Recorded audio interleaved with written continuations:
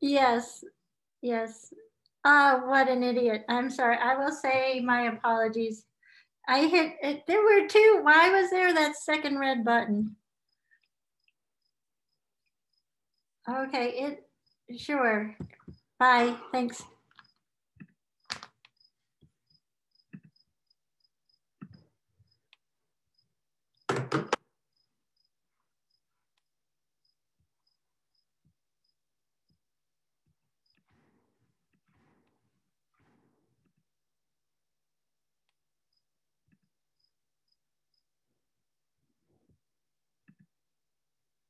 My apologies, everybody.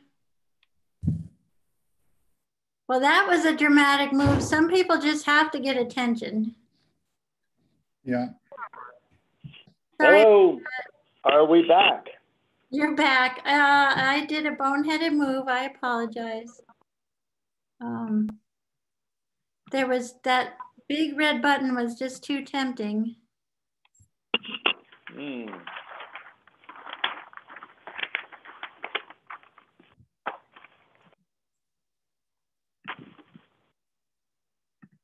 Okay, did Deacon make it back?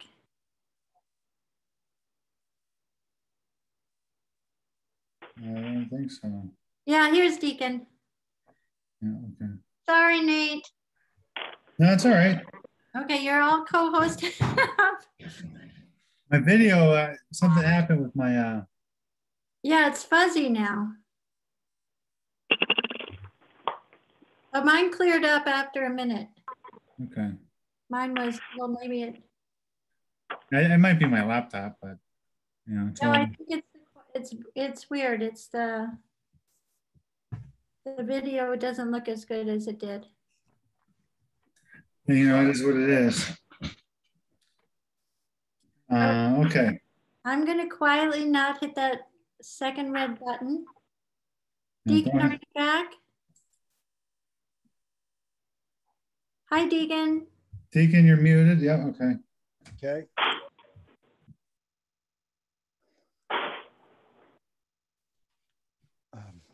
Sorry, Deacon.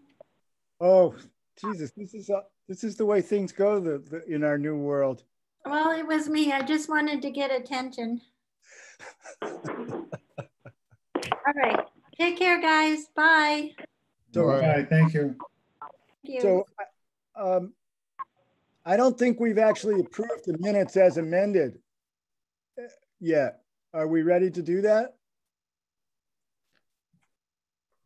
Yep. Well, yeah, I thought we always approved them as amended, but yeah. Okay, so I'll call the roll to Michael.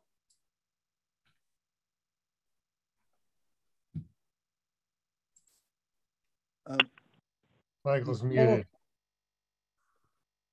I'm not hearing Michael. Aye. Sorry about that. Okay. Robert? Abstain, wasn't present. Okay. Linda? Aye. Nathan? aye. Steve? Aye. Jeff? Aye. And I'm an aye. It's good. It's unanimous. So let's move on to the open space design.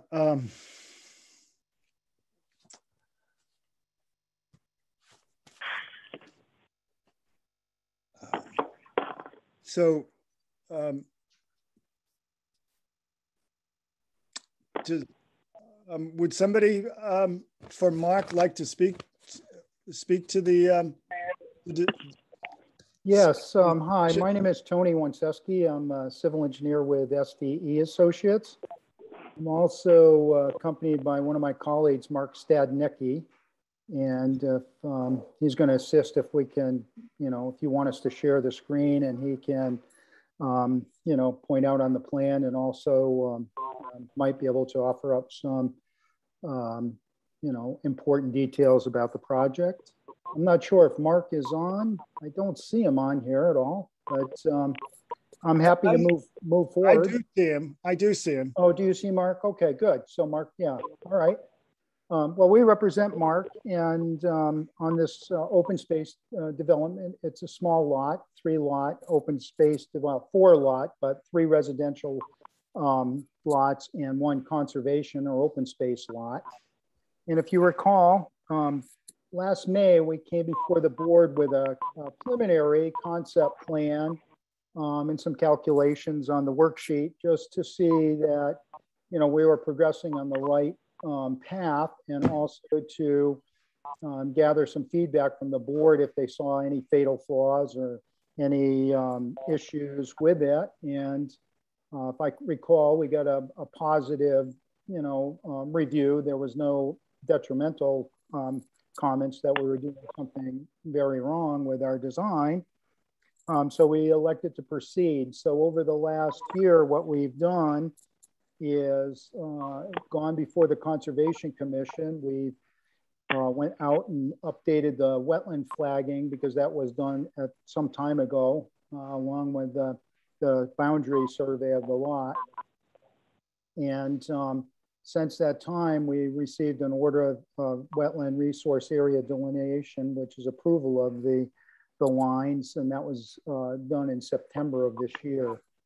We've also, Mark hired Michael Levine, who's a soil scientist, to go out and a soil evaluator, to go out and evaluate the 3 residential lots to confirm that they would be acceptable for Title V on-site sewage disposal. So that was done. And in the meantime, once the wetland flaggings were delineated and approved by the commission, we were able to finalize our design in detail and make a submittal to the board.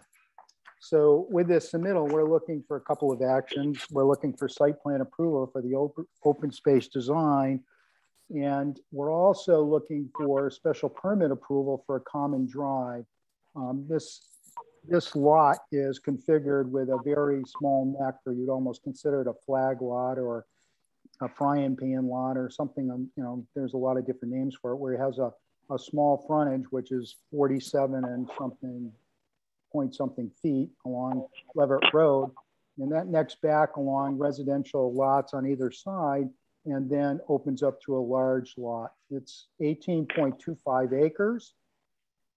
And along with the submittal, you see we've got our applications that we submitted to the board for both those actions. We've also submitted, I'm just going to get to the table of contents here, a waiver request for a few site plan kind of requirements that they were hoping that the board would waive because they don't really apply in our opinion.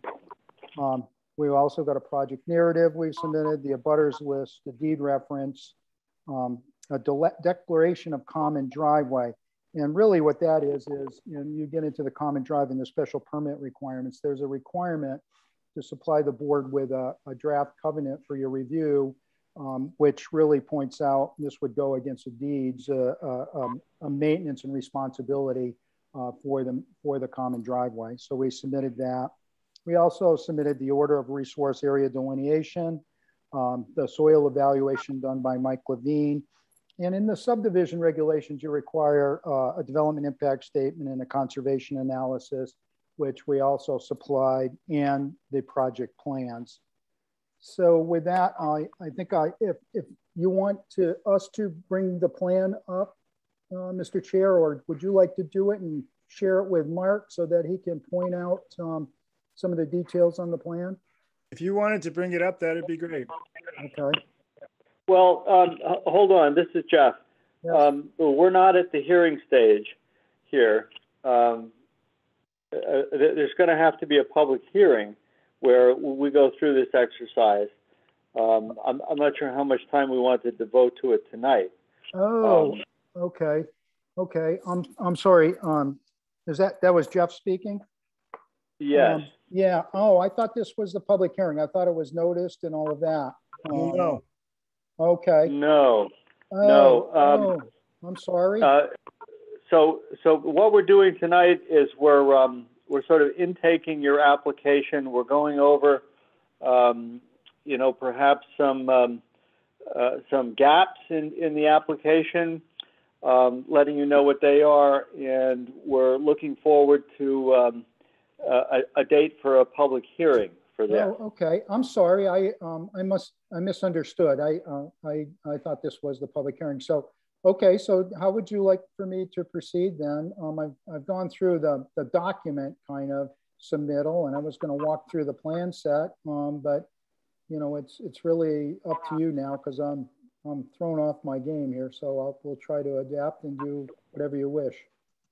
Well, Mr. Chairman, can I make a few points here, just quick, so we don't go too far down the road? Please. Okay. There have been some changes to Article 5 of our zoning bylaw, the open space design, which you're coming in under. Yeah. And the most important change is that an application like this, a non-subdivision open space design under Article 5, now comes in as a special permit, not a site plan review. Okay. So you've correctly submitted the special permit for the shared driveway. Okay. That's still a special permit. But this whole project, the open space design, needs to be submitted as a special permit, not a site plan review any longer. Okay. So would we use the same, can we just use one application, Jeff, to submit for both, or do you want separate applications? I'm assuming it's the same application form as is for the common drive. It's the same application form. It's a separate thing. Okay. It can be handled concurrently. You know, we can handle it concurrently in terms of consolidating the hearing and the decisions, Okay. but they need to be separate special permit forms. Okay. Well, we'll get that taken care of and get Mark to sign that and submit that to the board. That should be, we should be able to handle that fairly quickly. Any other comments or recommendations? Yes. Jeff, can I just interject really quickly? Excuse me? I just want to interject really quickly. So, Yep. Tony, if you were to go to the town website for the planning board, you will not see the current zoning bylaws. And I talked to the town administrator this morning. Okay. This change got passed at town meeting in June, and they're waiting for, I believe, the approval from the Attorney General's office. So Okay. What I would suggest is just talk to the town, call the town clerk, and she can probably get you a hard copy, but Okay. there's no PDF that's officially created yet. Okay. Well, that sounds fine. Yeah, we can call and either stop by and pick it up, or maybe she can email it to us and we can move forward with that. Thank you for that. Sure. Okay. All right. The one other significant change that was made in this section, I think we made about 8 changes, but one that's very significant is when you're working the calculations for how many units, there's no more rounding up. It's all rounding down now.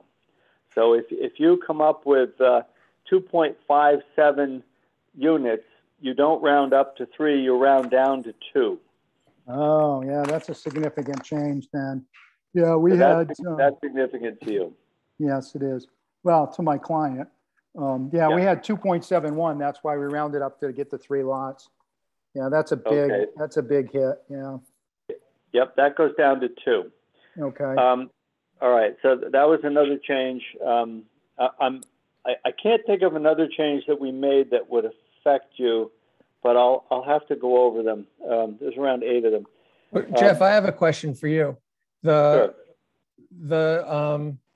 One of the other changes was that because it was a special permit, that there was, I'm spacing on the word, but basically that these were based on the discretion of the board in terms of going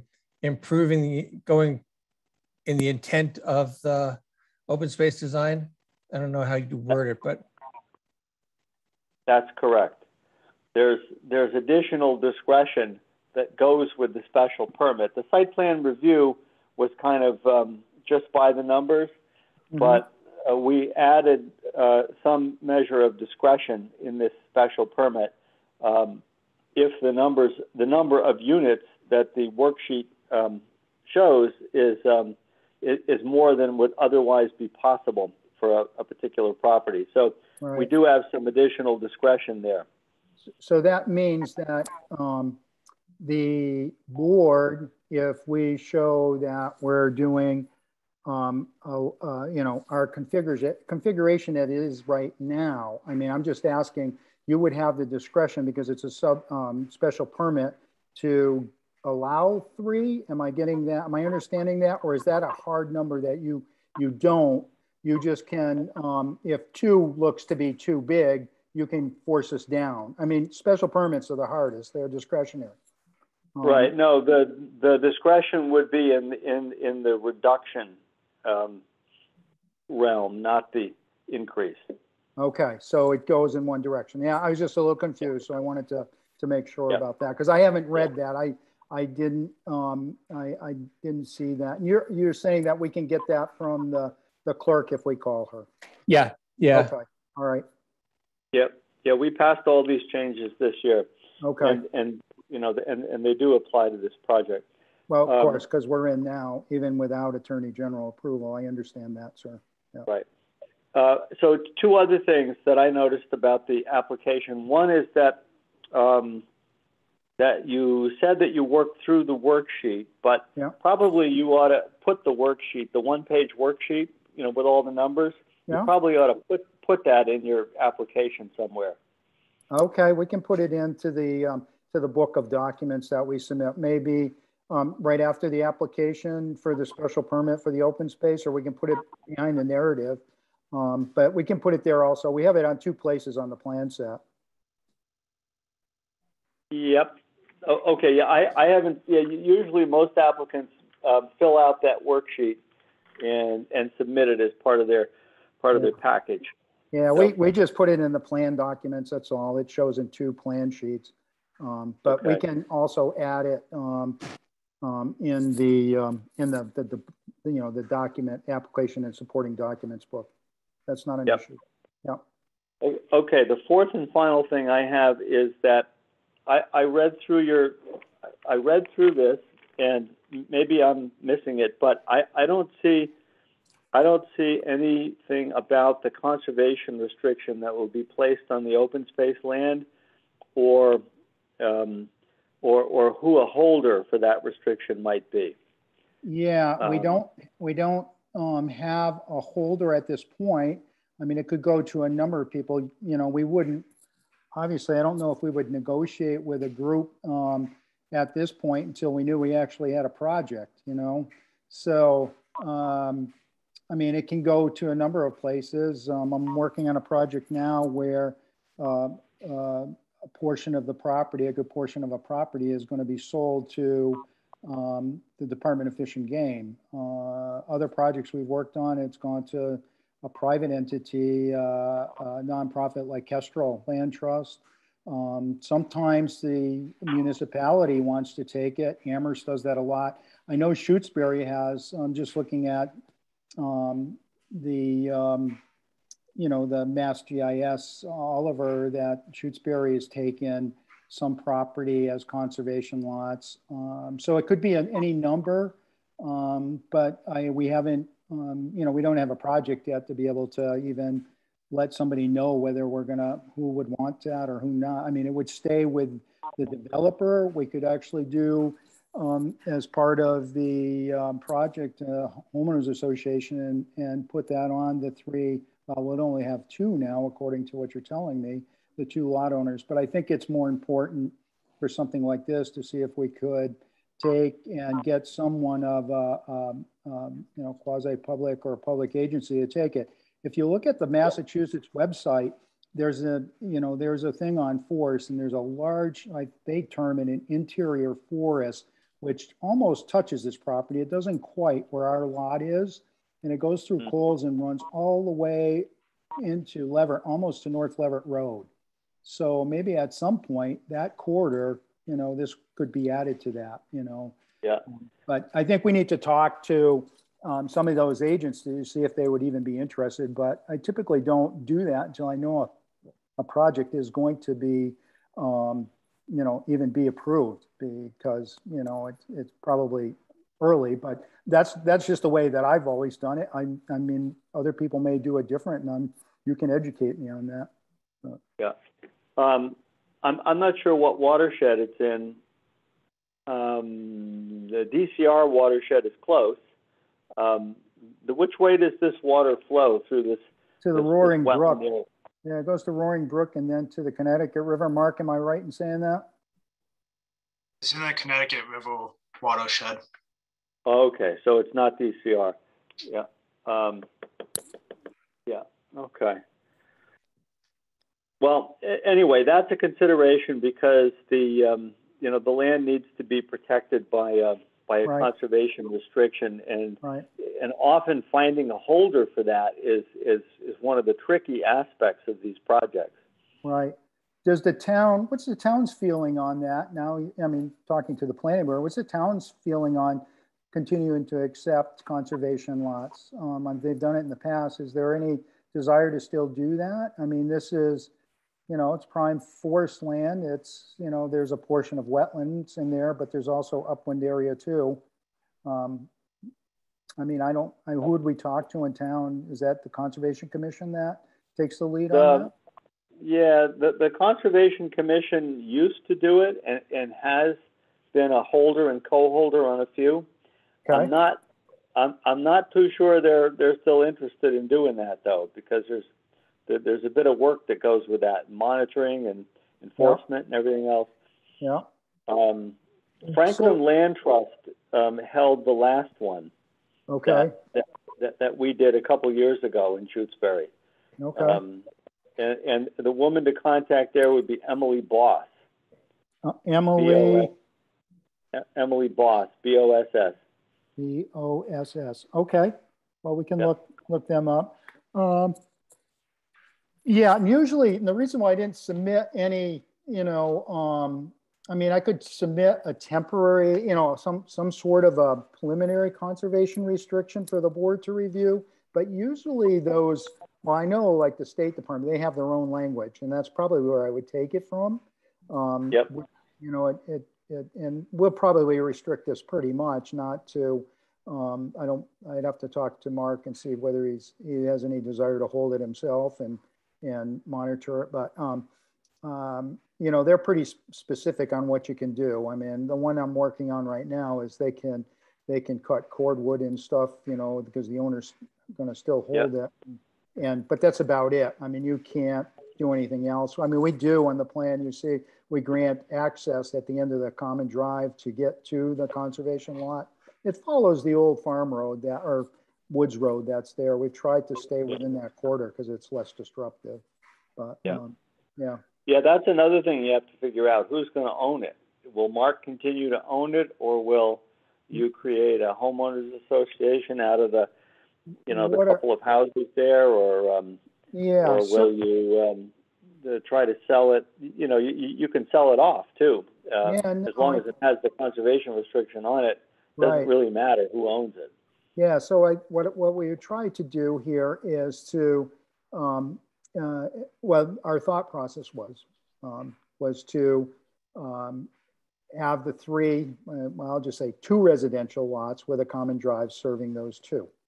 Those would be maintained, and the responsibility of the common drive would be we had 3 residential owners, but 2, because we didn't think that was appropriate to put that on the holder of the conservation lot. So if this were to go our way right now, it would be the 2 residential. So if Mark sold those 2 lots, they would be responsible for that, but there would be access to the back lot that I'm assuming Mark would continue to own until he found a title holder for that. So they would always have access back to that lot, and that's our thought process. Not develop. I mean, with 2 lots, doing an HOA, as long as we have the covenant, that would be fine. But if they were to own the the back lot, then you might have to do that because there's responsibilities with that. Mm-hmm. I don't think we would try to put that with the 2 residential lots, but That's just me speaking. I haven't talked to Mark about that specifically. Okay. So I've got a question, Deacon or Jeff, you can tell me if we're not allowed to ask this, but when I was looking it over, I shot Jeff a question. He had mentioned that this land had come forward to the planning board sometime in the past for consideration, maybe as a subdivision, but that sort of went by the wayside. So I guess I'm just wondering, is this proposal for open space design in lieu of thinking about it as a subdivision? Yes, I don't even know. yes, that's true. I mean, this was I apologize. I missed that the town had created some zoning. We were moving along on what we had when we met you before, and yes, no, we were trying to, go along with your guidelines for an open space design, which you're for. I think there's not a lot of towns that have this type of flexible development, which is quite nice. And so we were trying to follow those guidelines. And I don't know anything about a previous subdivision. Okay. Can't really talk to that. Thank you. That was quite a while ago. I think it might have been before 2008 when all this passed. Oh, a long time ago. Yeah. Okay. So should I, with our submittal, if Mark decides to go forward with the 2 lots and we do the conservation lot, would you like to see some draft language on the conservation restriction for that lot? I just want to make sure I get you something that you can review and comment on if that's your desire. Yeah, I mean, that needs to be in place when we have the public hearing, and we normally ship that and the common driveway agreement to our town council for review. Okay. So she reviews those documents. Okay, that makes sense, Jeff. No issue. I can get you something for that. Is there a process in place to kind of deal with this conservation restriction issue? Is Tony, as you're saying, you don't really want to set up the restriction unless you're going to kind of like move forward with an open space plan. Yeah, no. And we're kind of saying we don't want to move forward with an open space plan if we don't have a conservation restriction. So yeah, no, how it typically goes. So say we're fortunate enough that our conservation restriction language and our open space design and our common drive is acceptable to the board, we would be seeking special permit approval. So with that, we would get special permit approval on those actions. And then we would request that an A&R, approval not required subdivision, be approved by the board. So that creates the actual lots, okay?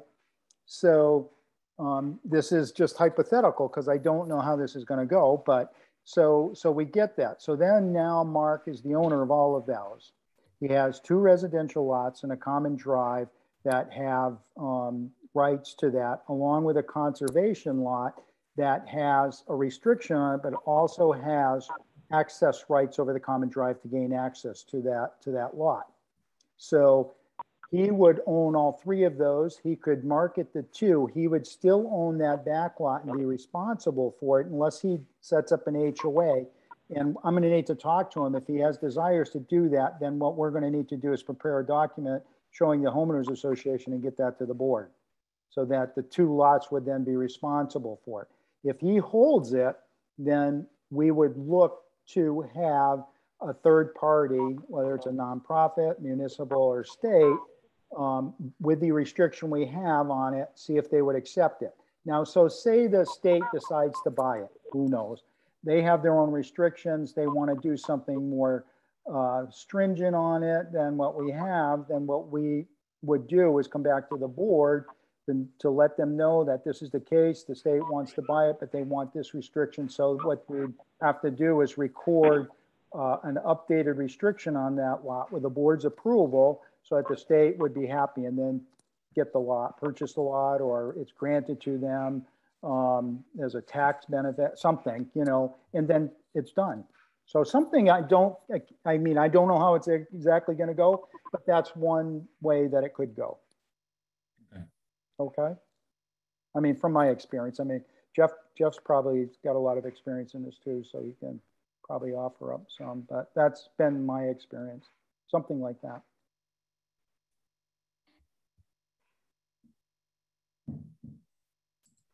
I have a couple of things. When we had a meeting years ago, there was a Coles right-of-way through this land.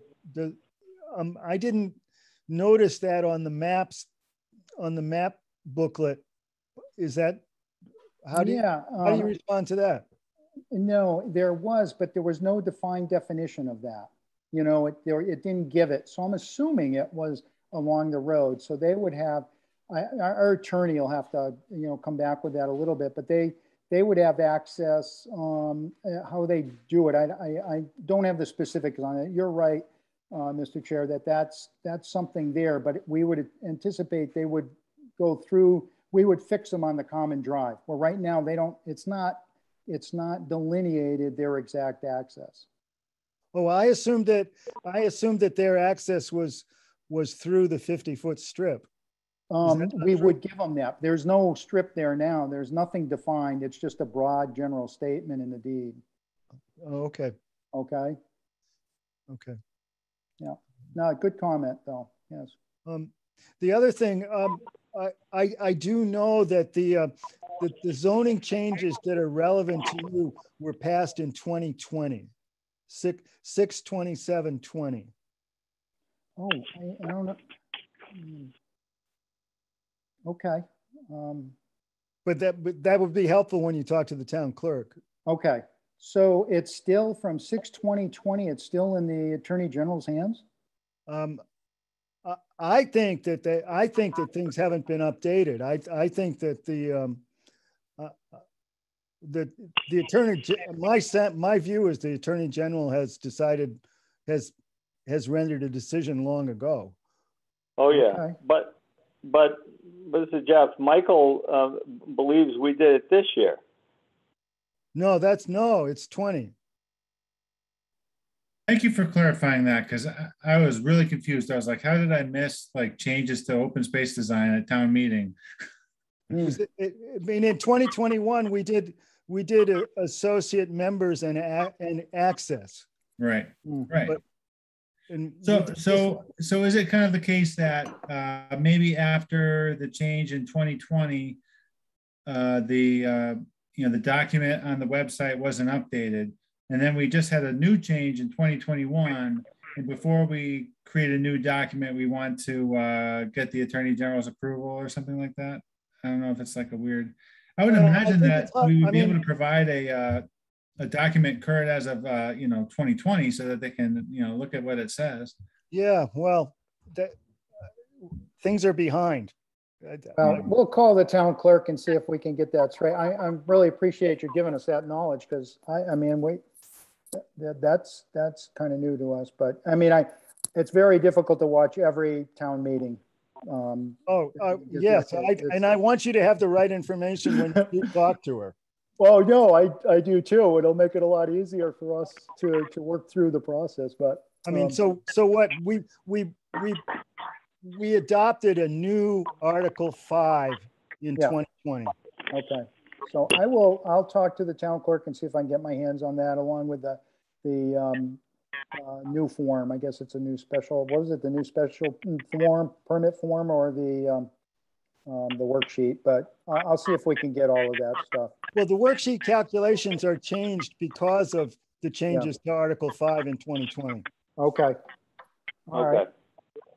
Well, the biggest thing I think that hurts us is the rounding down. It can never go up, and so that's something that we'll discuss with Mark.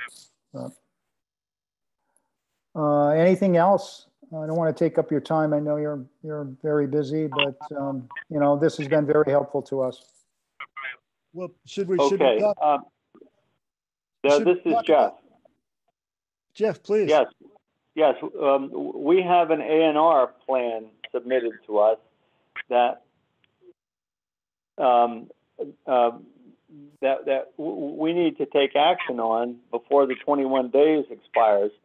And that A&R plan, it was actually prematurely submitted because usually they come after approval of the open space design. Then you come in with an A&R, but y'all submitted the A&R simultaneously, and we're breathing down on the deadline. We're not going to have another meeting before we have to act on this.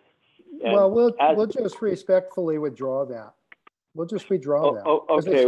It's not going to work. No, I mean, you know, that's the simple part of everything is if the lots were okay without this change, I mean, the A&R is a very simple document. So we were just trying to get all the actions taken care of and not have to do multiple meetings with the board. So we just respectfully withdraw that because based on the change in the zoning, we'll have to relook at that. So. Okay. All right. So is that okay, Jeff? Right. I just want to make sure that we get that officially enough. Does the owner concur? Mark, can you hear me, Tony? Yes, I can. I am, but you can hear me. Great. Yeah. Yes, I'm fine with that. Okay. I'm sorry, I came in late. I couldn't find the information to get onto the meeting, so I didn't hear the changes that we weren't aware of. What's that do to the plan? It's what happens is in June of 20, there was a change to Article 5, Mark, that they changed some of the requirements. One of them is that an open space development no longer can be approved by site plan approval. It has to be by special permit. There's discretion with that, but that's not the big issue. The big issue is in working the calculation on the number of dwelling units, you are no longer allowed to round up. So when we do our calculations on the sheet, the number of dwelling units is 2.71. So we round it to 3. That's not allowed in the changes. You always have to round down. So the maximum based on the approved zoning bylaw would be 2 lots, not 3. And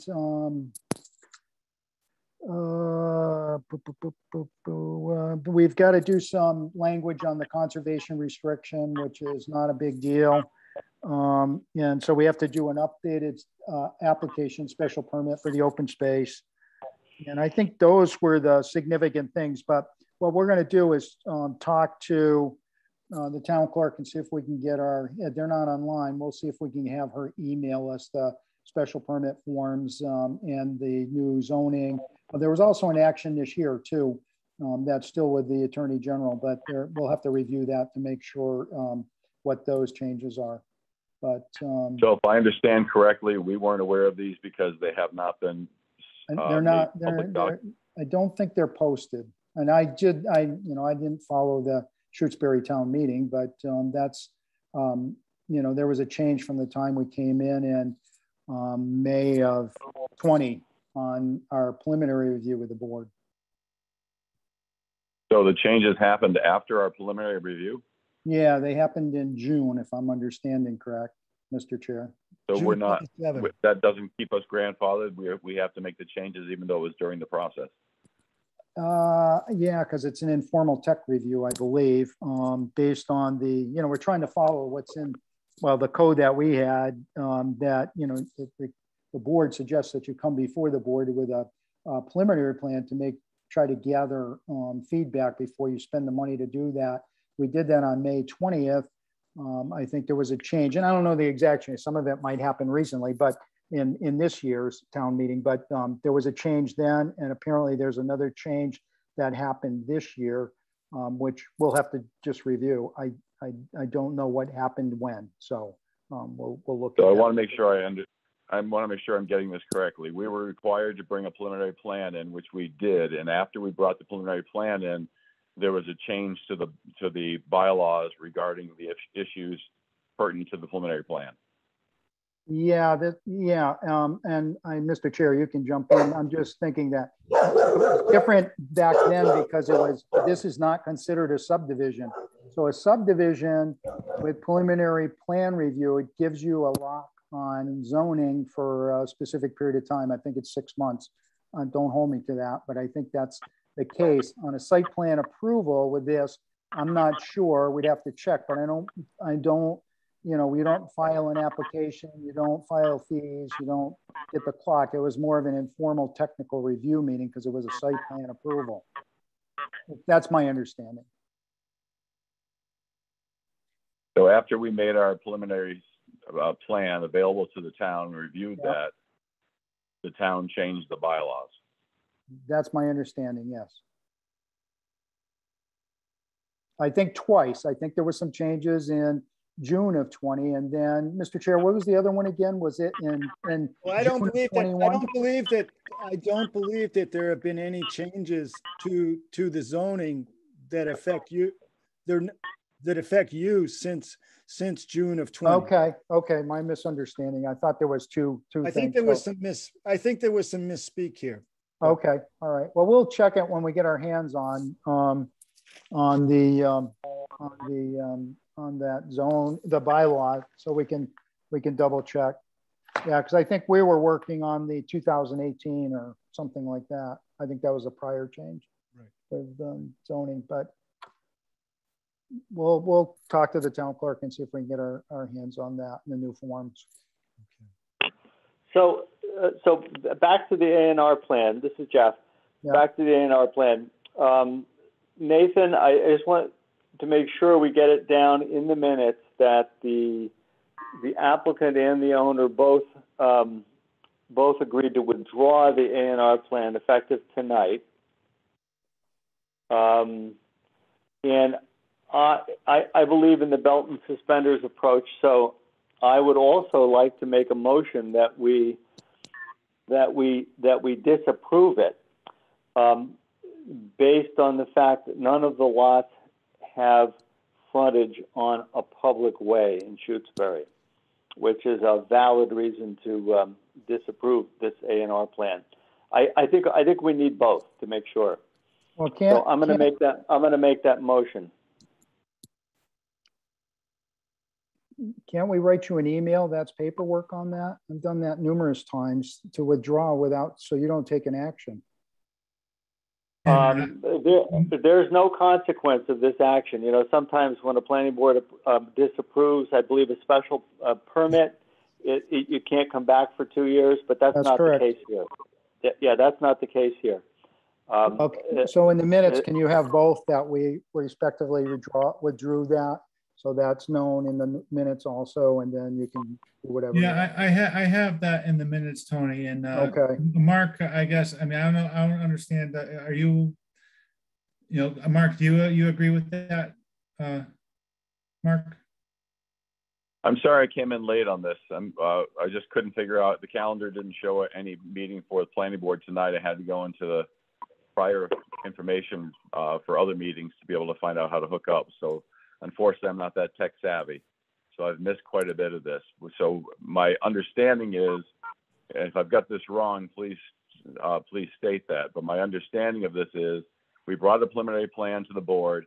We were given some minimal comments from the board as to what they would like to see, which I think Jeff Lacey was the only comment made, and he said that it looked like it met the requirements of the planning board.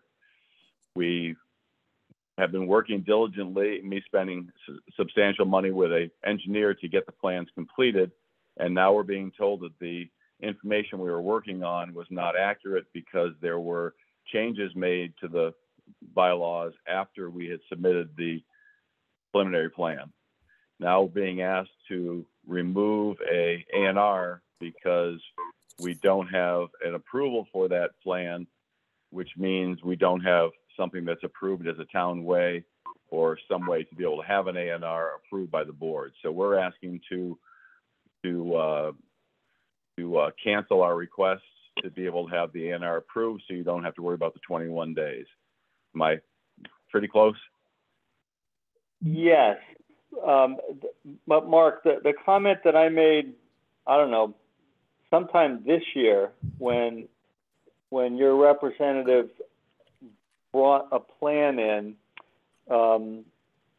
was something to the effect that this looks like an appropriate open space design plan. I didn't have any knowledge of how your worksheet calculations went, or what your numbers looked like, or how many lots you were actually entitled to. I never went through those calculations, but it looked like an open space design plan that that had a few lots and a bunch of open space and a shared driveway access. So from that sort of global view, it looked like an appropriate plan to submit. I did not imply that it was an approvable plan.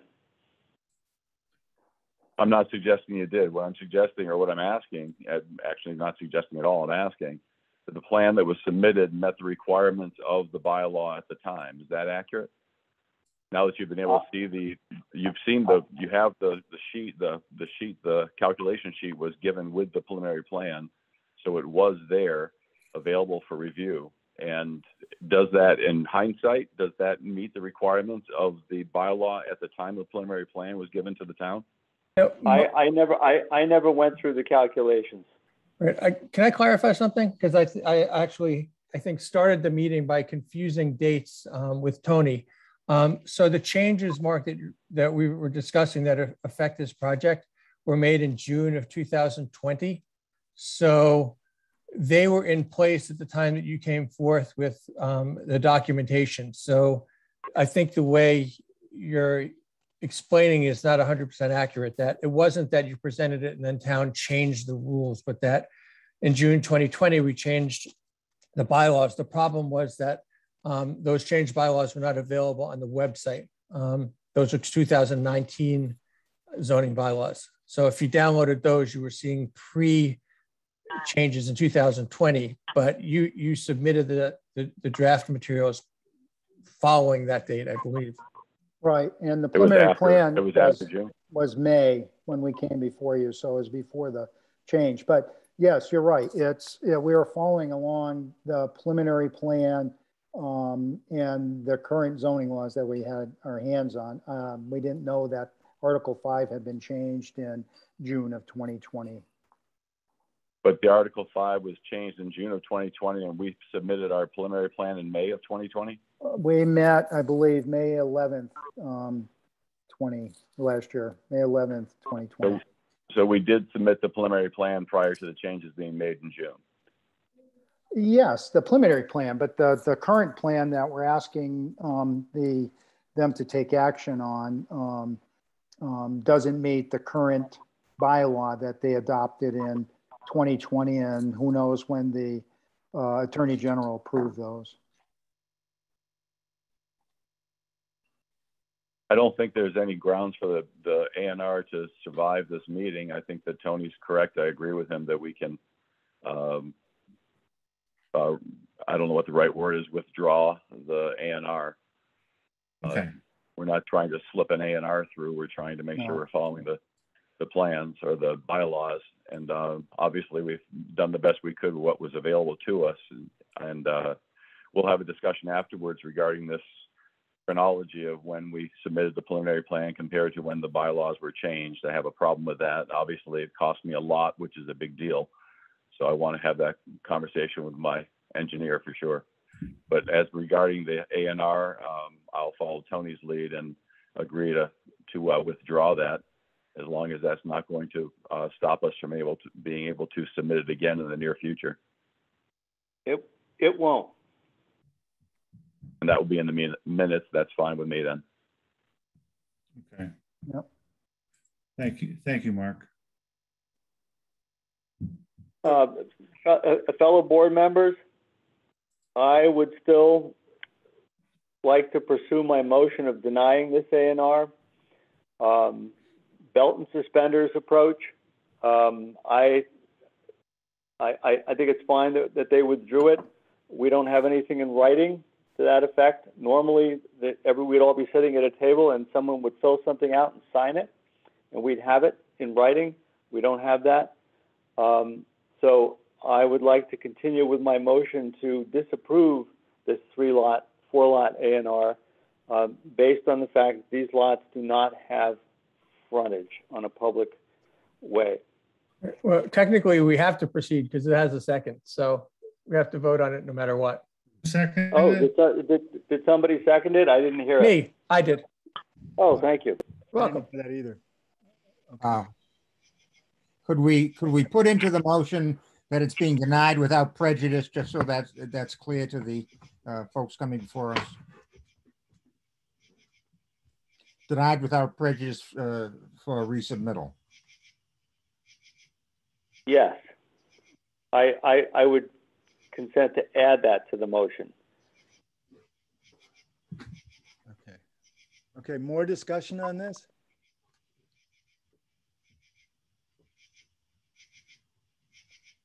Okay. So if that's being added to the motion, do we want to have a second on that? I mean, I'll re-second. Okay. Okay. And if there's no more discussion, I'll call the roll. Robert? Aye. Nathan? Aye. Linda? Aye. Michael? Aye. Steve? Aye. Jeff? Aye. I'm an aye. Okay, that's unanimous.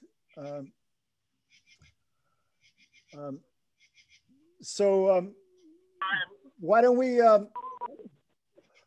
we talk about next steps in this process? Well, our next steps for us are going to be to try to secure the most current zoning from the town clerk, sit with our client and go over the changes that would be required. They're all internal. You know, the common drive might get a little shorter, but we would, you know, have to rework the worksheet. And based on the change, I can't tell you exactly because I haven't reviewed it. Go through that and do a concept of the change and what it is and share it with our client to make sure that he wants to move forward. If he does, we make a plan change.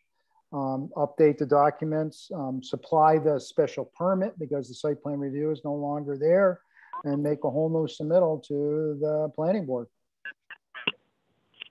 So, can I raise a point?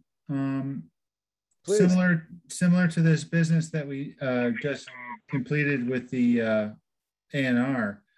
Is it true that we have we do have a valid special permit application for a shared driveway before us, which we would need to open a public hearing for within some amount of days? No, I think we'll withdraw our whole You're application. catching on, Nathan. Prejudice. We're just withdrawing our whole application without prejudice.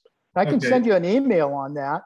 I don't think you need to take any action because it doesn't meet the requirements. So we'll send you an, email tomorrow saying that we withdraw our application because of a change in the bylaw, and we have to review the thing and make a resubmittal. So Well, I think we just we're not going to suggest any reason why we're withdrawing. We're just going to withdraw because we've got to take a look at this. Yeah. I mean, there's no action. We're just going to withdraw. We can send you an email. I just want to make sure that we cover our basis with, because with the special permit applications, there's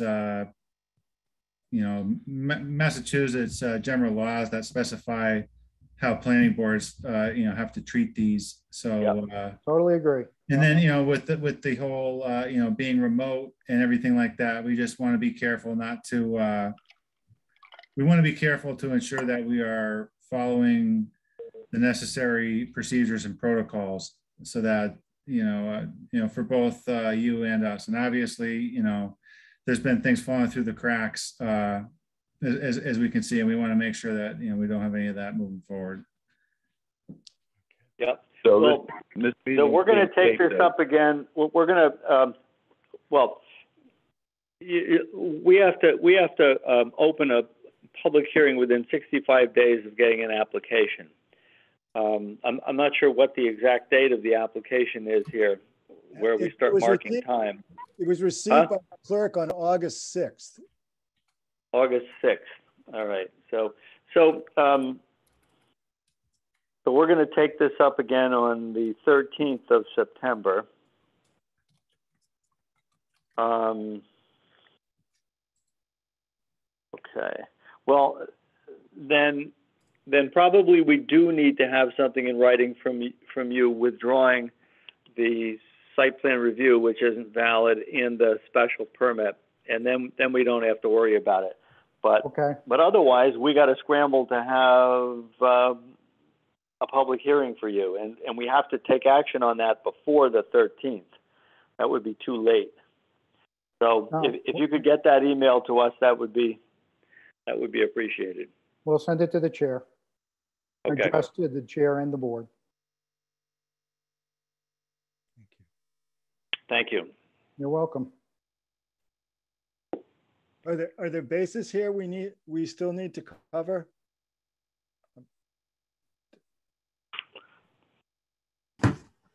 Probably not. If they follow through with their email withdrawing, then we don't have to swing into action and schedule a public hearing.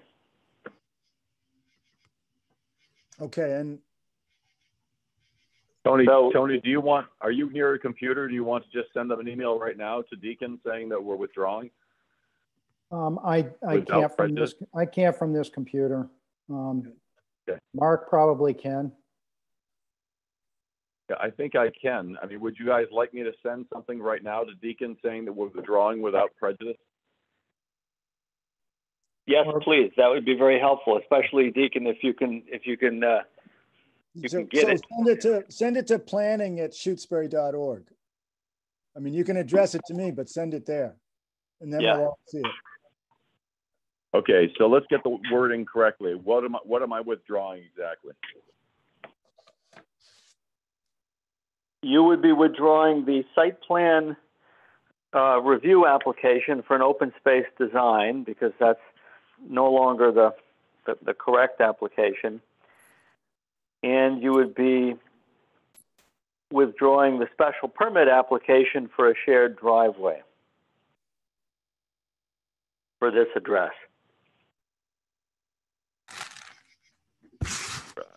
Okay, and this is for H151, which would be clear enough? That's yes, correct. Okay, let me see if I can do this real quick. You guys carry on. Let me see if I can write this up and send it right through.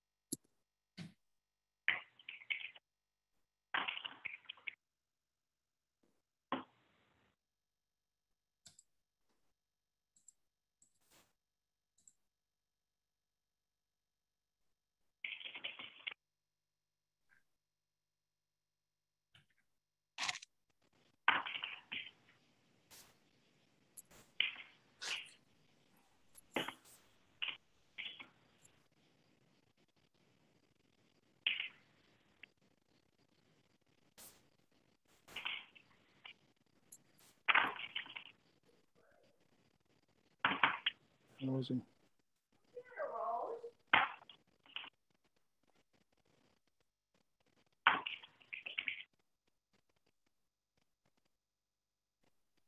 Okay, I respectfully withdraw my site plan review application for an open space design and a special permit application for a shared driveway on map H, parcel 151, Shutesbury. These are withdrawn without prejudice.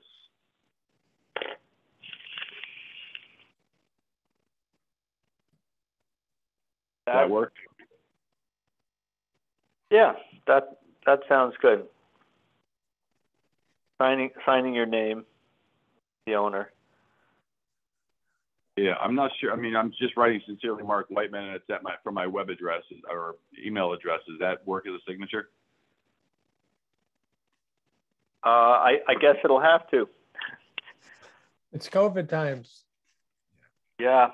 What's that? It's COVID time. Yeah, it's COVID time. We have exactly. Yeah. Okay. Yeah, let me send it through. I'm going to send it right now. Take a look and tell me if this works. Yeah, we have a recorded Shutesbury.org, right? Yeah. Yes. And, and this is a recorded Zoom meeting, and That's it's right. we're going to have an email dated at the same time, and I think Plenty of backup. It arrived, Mark. I can't. I have to imagine that this is sufficient. Thank you. I think it is. Yeah. It is.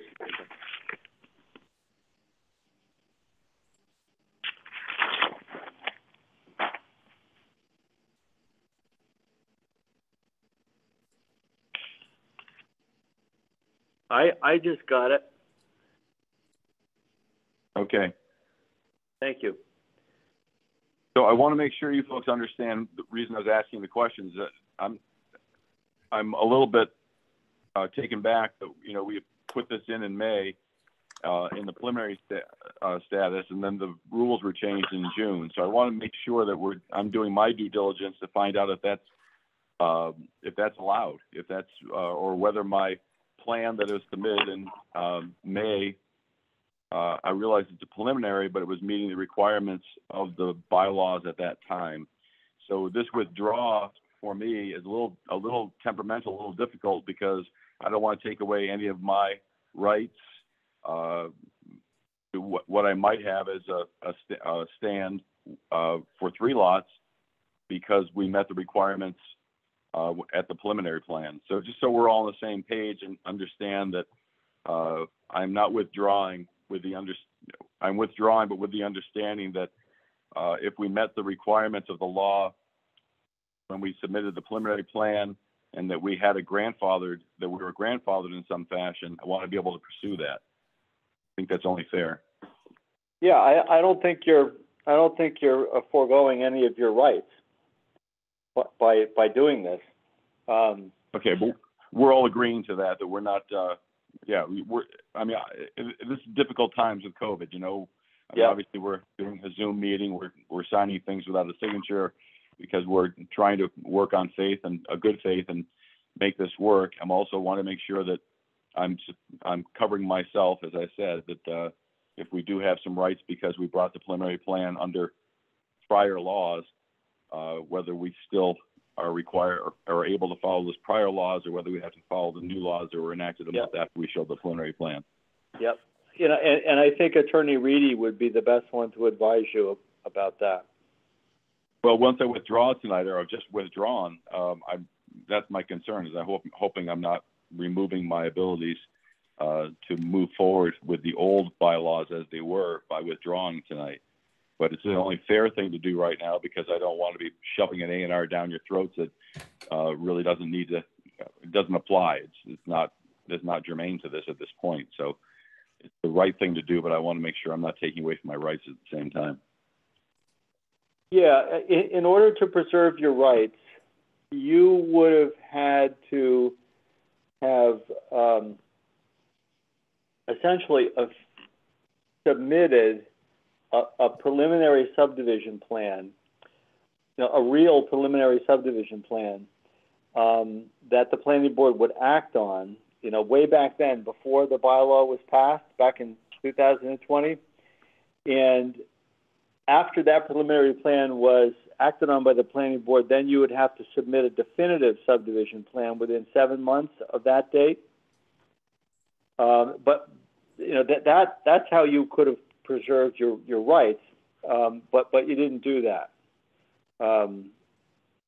At least I don't think you did that.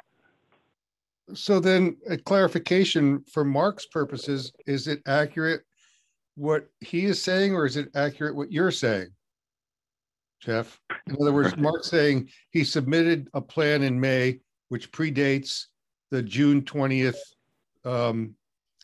change.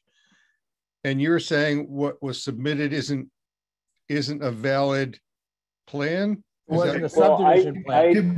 Before we go any further down this road, I am going to say something in good faith, and that Mark, Mr. Whiteman, I hope I pronounced your name correctly. When you do speak with your attorney, I do believe in good faith that you will find that the withdrawal that you've made tonight has not affected your rights with respect to any preliminary plans that were submitted or provided to the planning board in May 2020, because that you have not acted on those within a time frame of them and whatnot. So basically what Jeff is saying, I think is more or less correct, and I think that when you speak with your attorney and review the facts, that you're going to come to the same conclusion yourself. Well, I think just to clarify, there's two different submissions. There's a subdivision submission, which is what Jeff is saying didn't occur. And there's an open space design submission, which is what happened. So the subdivision submission, if it had been submitted, would have held the date because that's the way state law works. But there's no state law that holds a date for an open space design. That's my understanding. All right. Correct. I'm just not aware of anything that Mark did to preserve his rights.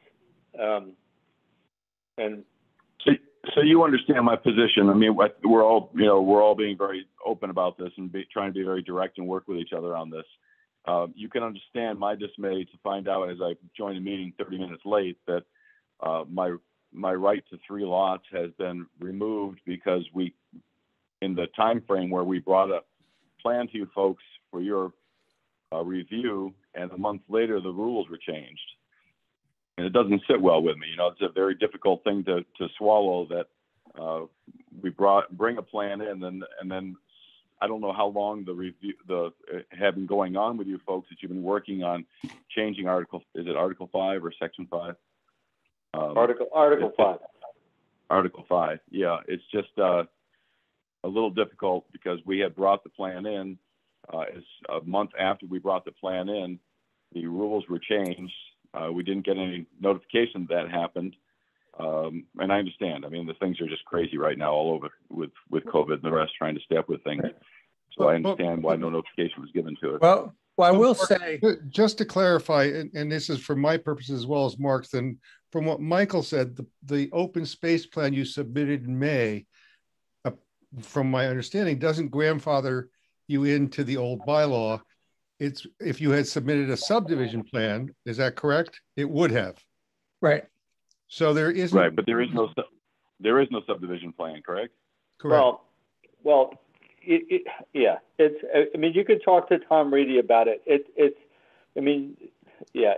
kind of a ruse, or it's a bizarre twist of state law. Even if you don't wish to subdivide, you can submit a preliminary subdivision plan prior to the town meeting date, and as long as it's submitted, even if it's not a subdivision you ever intend to do, if the planning board acts on it and then you follow it up with a definitive plan 7 months later, again, a fake plan, and the planning board acts on it, which we have to do, then you can preserve your rights for 8 years.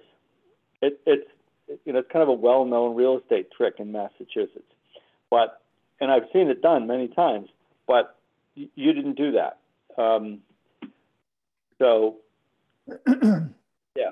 Because we're coming up on town meeting time again, so I'm just going to ask, so we've got an audience of the experts in Shutesbury. Is there anything, is there a special town meeting this fall with any further changes in the code that you could just clue us in on that there are, and so I can ask the clerk about those too? there's I'm not aware that the planning board is ginning anything else up for fall at this point. Yeah. Okay. I also just want, if I can just contribute quickly, just as a factoid for Mark. So I can understand, the frustration, but the reason public hearings around bylaws are required is so that that's generally known. And so there was a hearing on June 22nd, 2020, where these changes to the open space design were discussed. And so those are posted in the paper and issued according to legal requirements. So it wasn't like we made the change and no one knew about it in advance. We actually had to go, we have to go through the steps of having a public hearing and notifying the public. So that did occur in June. Prior Michael, to the can you explain to me why we weren't told about these changes when we submitted the preliminary plan in May? I cannot.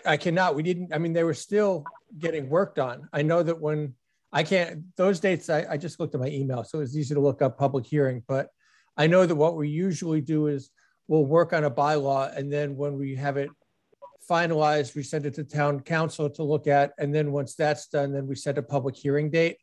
So my guess is June 22nd, if that was the public hearing date, I think there's probably a 3-week lag, you know, that we have to sort of do it by. So it was all in that general time where I can't explain, you know, why. Probably one could have said something's in the works, but I don't think things were finalized yet. And that's really the purpose of the public hearing. So all I'm saying is that, you know, there was a public hearing to sort of identify that these changes were there. And granted, not everyone's going to read the public hearing notices in the paper. I don't, you know, I don't think anyone really scours those, but so, you know, the fact that there was not a heads up when you came forward, I can't explain except to say that they were still in the final processes. But that's the best I can do. I had a question. As we, I think, Robert, if I could stay on this for a second, I'm just trying to get a clarification on this. I apologize. Sure. You're saying to me that these changes, this Article 5 change, was in the works when we came in May, but nothing was discussed with us regarding those changes, and it was those meetings you had regarding Article 5 changes were public meetings. In other words, they were carried off in a public forum. The changes were, well, there's the public meetings. All of our meetings are public meetings, but there was a public hearing on June 22nd, 2020. Where I'm asking prior, yeah. I'm asking prior to that, Michael, when you folks were working on this change. Yeah. When did this change begin? When did we start working on this for Article 5? Oh, well, I know Jeff wanted to chime in. I can search my email and see if I can figure that out while he chimes in if you want me to. I can maybe guesstimate. Well, we don't need to do it tonight. I don't want to hold you guys up. And Raymond, I'm sorry I butted in there. I'm sorry. Please go forward with whatever question you had. Appreciate your trying to get clarification. What's coming up for me, and given the special circumstances here, and given the fact that this is COVID confusing times, does the planning board have the discretion to waive the stringencies of the stricter open space calculation?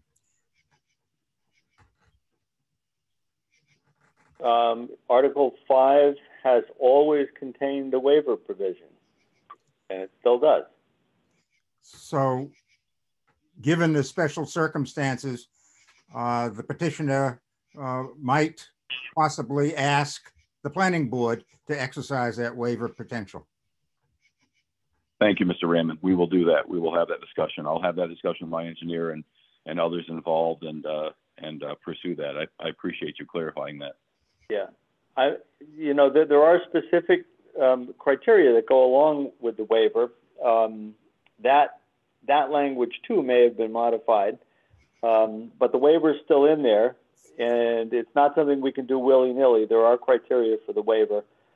I'm not sure it's indexed to hardship or anything else. But you'd have to read it. But it's there. It's on the first page of Article 5.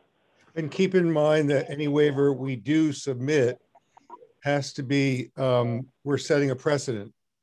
So it really has to be applicable to the future. Sure. Yeah. And I understand. I mean, I don't think anyone else has one of these plans in front of your board at this time, so that would make it a little less tenuous. And we may also, you know, the precedent that might be set by this could potentially be very unique, given the fact that, you know, the bylaw wasn't posted to the town website. I'm not sure Right. how that would come into play. That would be something that the board would have to discuss further. But I mean, I see that as a possibility. I appreciate it. We'll pursue that, but I don't want to hold you guys up anymore tonight. I appreciate all your time.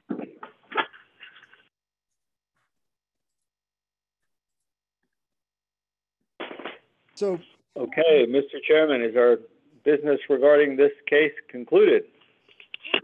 well, We never voted. say again, Michael? Did we actually vote on the denial with no bias or whatever it was? No I don't know prejudice. if- We did vote on that for the A&R, and we're not required. I don't think we need to do so for the special permit application because Right. it's been more or less formally withdrawn. So we don't really have anything to vote on anymore.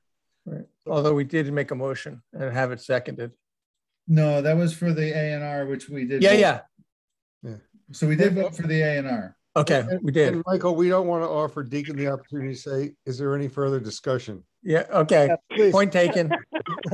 Okay, so I'm operating on the assumption that we're done here now and that we will hear from Mark Whiteman and his people in future. That's correct. Absolutely. And we will take it up then. Very good. Thank you. Very good. Thanks, Okay. everyone. Thank Yeah, you. our next meeting is September 13th. Yes. Okay. And, I think it'll be tough for Tony to get a submission together that quickly. So Tony, I'll give you a call after we hang up here. well, thank you all. Okay. So Mr. Chairman, do we have any further business? the one remaining thing is the FERCog has sent us a memo to the effect that we need to redesignate a delegate to FERCog. Jeff is currently our representative. So, Well, I think FERCog sent me, or no, the town sent me something. Where is it? No, here it is. So I have a reappointment to the Franklin Regional Planning Board representative. So it looks as though the town has gone ahead and reappointed me to that. Oh, I have a memo that went to the planning board asking if we have appointed, if the planning board has appointed somebody. Okay. This thing is dated August 11th. And it congratulates me on my appointment. that's from the town. Deacon, is yours from FERCog or from Shutesbury? No, it's from FERCog and Yeah. suggesting that the planning board makes the appointment. Yeah. So this is my understanding. So FERCog is asking about a representative. The select board will do the official appointment, I think, but we have to designate who that person is. So FERCog just doesn't know. So it's up to Jeff what he wants to do. So how about this? How about I make a motion, we redesignate Jeff as our representative? Well, hold on. I want to poll the board and see if there's anyone else who's interested, because I would love to yield this over to some eager beaver who has lots of time on their hands. Well, I'll jump in. I mean, it's sort of a two-part thing. I was talking to Nathan, and maybe we can put it off a month, but right now I'm the CPC representative. Yep. I'd be fine being the FERCog, because I know Nathan has expressed some interest in doing CPC. So although that wasn't on the agenda, we can wait till September 13th and he has time to think about it. Okay. So we could sort of do a little two-step and decide on September 13th. But Nathan, what are you thinking? I am very hesitant to jump on the CPC. I mean, I do have interest in it, but it's the timing for me right now is, I would ask if there are any other people on the board that might be interested in jumping into it.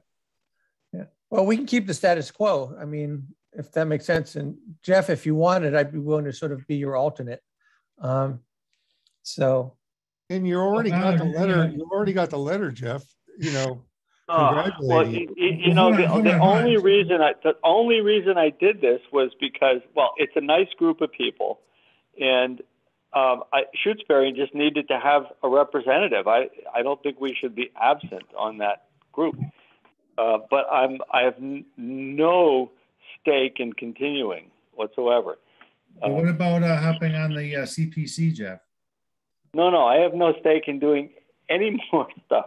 Yeah. I mean, I can do the CPC. It's fine if you don't want to do it. Jeff, how often does the FERCog meet? Well, it kind of meets once a month up in Greenfield, usually at the transportation building. Yeah, they serve in that pizza. room. Yeah, they serve pizza. Well, do you want me to be your alternate? Yeah, that'd be great. Okay. So between the two of us, we can figure out attendance. Yeah. It's a nice group. I enjoy their company, but it's just too much.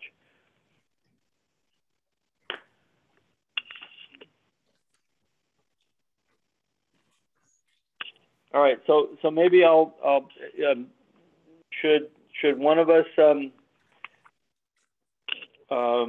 propose that or something to the select board that I have an alternate? Well, I have a question. I mean, the form from the FERCog says that the planning board appoints somebody. Yeah. The way, I mean, in June, the select board does all the appointments for things that are not elected. So it's sort of a gray area, I would assume. Because FERCog clearly expects that the planning board makes the call. Yeah. Well, FERCog doesn't run the town. No, that's right. That's right. Yeah, but the town doesn't run FERCog. I think it's sort of in the verbiage, but if we vote to recommend, and I'll move this if people make sense, but if we move to recommend Jeff as the FERCog representative, myself as an alternate, and we vote to approve that, we can let the select board know, which validates his congratulations letter. And then Deacon, you can communicate, or Jeff can communicate to FERCog that it's him with me as an alternate. That sort of covers all the bases. But it's recommending as opposed to appointing, sort of different lingo. It's sort of like how our associate members are. It's the same thing. Or it's also, yeah, I don't know. It's designating a representative, right? Yeah, and if we vote this tonight, then I will call Becky and let her know about this, and then she can pass it on to the select board. Okay, so is there a second for Michael's motion? I second. Okay, any more discussion? I would just hate to take this opportunity away from Jeff. That's my only discussion. Okay. Anybody else? I'll call the roll. Nathan? Aye. Robert? Aye. Linda? Aye. Michael? Aye. Steve? Aye. Jeff? Aye. I'm an aye.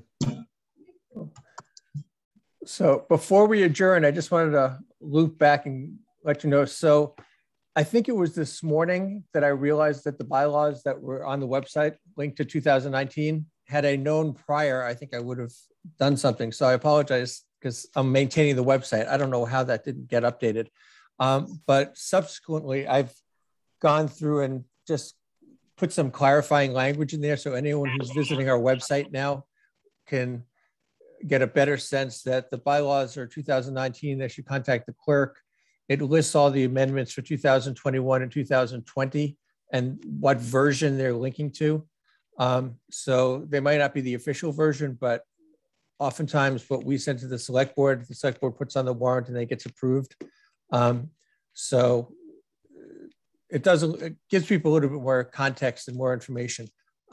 So if someone were to stroll there tomorrow and want to do an open space design or something like that, they would at least have a starting point. So that's the update on to keep us from getting into this mess again. Well, also the paper copies that the clerk hands out are not updated. Huh, I didn't know that. Yeah, same thing. This is unfortunate. It certainly is, and embarrassing.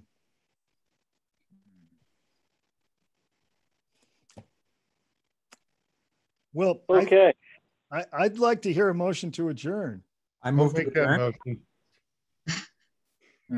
motion. I've got Bresser with the motion. Who's the second? Jeff second. Okay. Hearing no discussion, I'll call the roll. Nathan? Aye. Robert? Aye. Linda? Aye. Michael? Aye. Steve? Aye.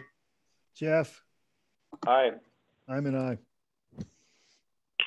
It's been a pleasure. All right, we should do this again real soon. Yeah, we'll try to do better. Good night. Bye-bye. Good night, everybody. Good night. Yeah. Good night, everyone.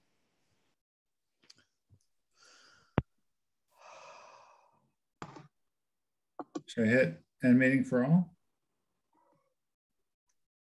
We're done.